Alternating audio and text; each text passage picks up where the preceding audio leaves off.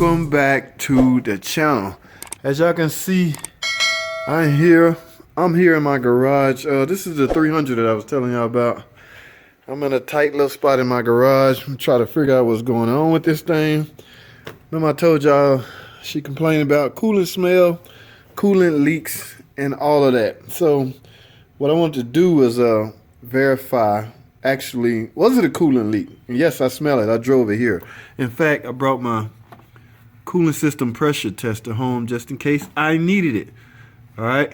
I highly recommend using a pressure tester to pressurize the cooling system in order to help find the leak, pinpoint the leak. Under pressure, wherever the weakest point in the cooling system, coolant should pour out of it, leak out of it. So you should be able to visually see it, okay? So, but don't forget to put some form of liquid in it before you do that. All right, so let me remove a couple things because I'm still not convinced. Well, even though I see all this good stuff. Ooh, yeah. I see all that liquid down there. Let me get y'all a nice, good view. Oh, okay. Oh, yeah. See all the orange on the radiator? Right up in that area. So, yes, they was correct. I do remember putting this fan on here. This is an aftermarket fan. Okay, now the dilemma I'm having is, like as you can see, this is a 5.7 Hemi. All the other models in the 300, which is the 3.5 and the 2.7, you can simply rock the radiator forward and bring it out. For the life of me, I cannot remember how I got it out. But normally on the Hemis, we let it up in the air and just bring it down past the, the holder, the frame holder, the bracket. But I don't have that option because I'm not in the air.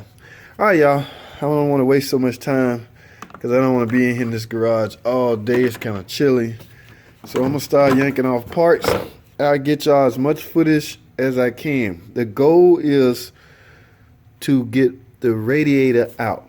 So let me go over a few things. We'll have to remove the fan, electric fan assembly, the air cleaner, okay, these little brackets and covers, all of that. And hopefully I'll be able to rock the radiator forward to bring it straight up instead of down because I'm not on the ground. All right, so like I said, I'll try to get y'all as much footage as possible. Let me get started. Stay tuned.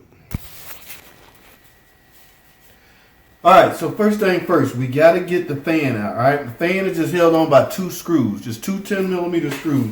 So once you get those out the way, simply unplug the fan and you just got to fish the fan assembly all the way on up out of here. Okay, you will have to remove the radiator hose, the upper radiator hose. Okay, the only thing I'm really concerned about, guys, is as you can see, this is a Hemi, right? So the history of the Hemi is, man, dropping valve seats and things like that after it's been overheated. So I don't know if she's overheated the engine, but you got to be extremely careful with these Hemi engines. Not just Hemi, any engine utilizing an aluminum cylinder head. Okay, those valve seats, if that head get real hot and expand or retract, the valve seats could drop. And once that valve seat drop, the piston gonna come up, and if that valve seat hanging down, that's it.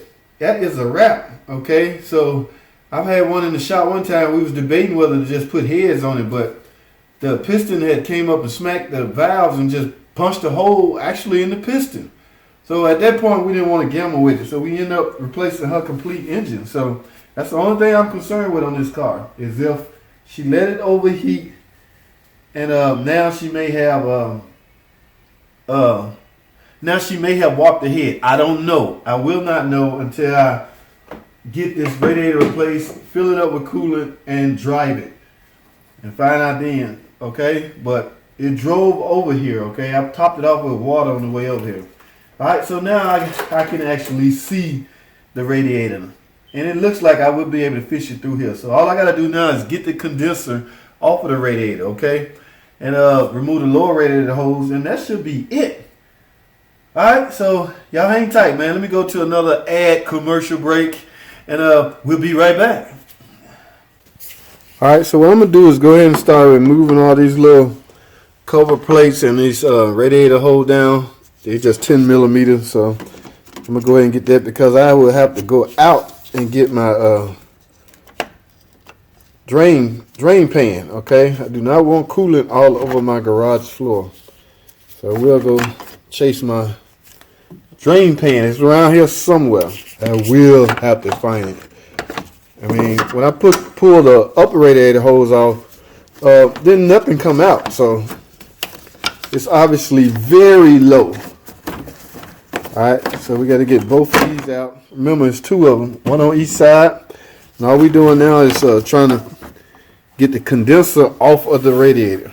There's some connections down there that's holding the condenser on to the radiator.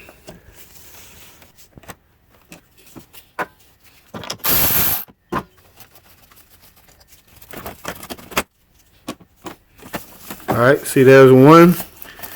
It should be like four of them holding the condenser onto the radiator with little 10 millimeter screws. There's one right there.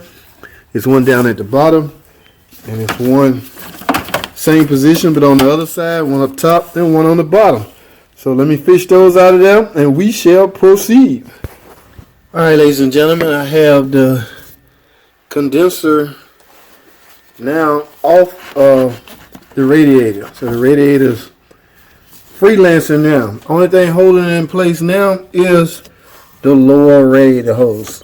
So once we get that off, the radiator should be ready to come out.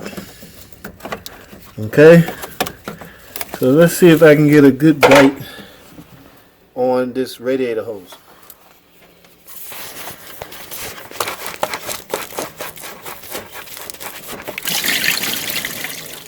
Alright, ladies and gentlemen, we have the lower radiator hose off.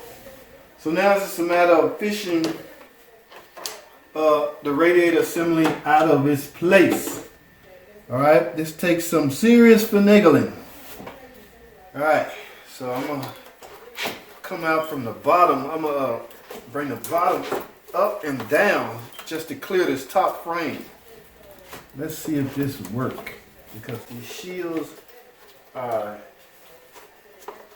I'm catching on these little shields. Oh, looks like we are scot-free, y'all. Come to Papa, baby.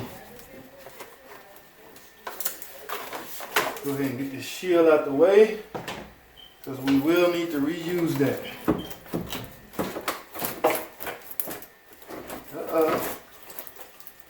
I smell success. Even though I'm making a mess, I can live with that. Ladies and gentlemen, just a little bit more. Get this power steering hose out the way. Yeah. Come on, baby. Ladies and gentlemen, there it is. The radiator assembly. We have the complete radiator assembly out of the car. As you can see, it was leaking over here on the right side. Radiator seams just coming apart. Good thing for her, this particular radiator came with a lifetime warranty. Like I explained in the previous video, that do not cover labor. Somebody has to pay me to do this again. As she went to a Chrysler approved dealership and this happened within 12 months or 12,000 miles, or 1 year or 12,000 miles, they would have repaired it free of charge. No labor or no parts. That's the difference between a dealership doing your work and your mechanic friend doing it. But unfortunately, in some cases, the dealership is extremely, you would have been out of way more money. It's more expensive. All right, I'm going to go back in the trunk, get the new radiator and put it in. I'm just going to simply reverse the removal procedure, okay? Reverse the removal procedure in order to install. There's no need for me to film that. I had a hard time with camera angles. Anyway, now here's the bleeder valve I was telling you about. This is where we bleed this particular car at. But I have double duty. I'm going to use my bleeder funnel and this hose. I found my Allen set. So I will be able to remove that and properly bleed the system of all air. Okay? Because as you know, that coolant also has to travel to the heater coil. All right, so the customer will have heat, sufficient heat. We are now in the winter season and she may want her heat. All right, so I'm going to shut this down, man. Thanks for watching. Comment and subscribe, and I'll see y'all on the next video.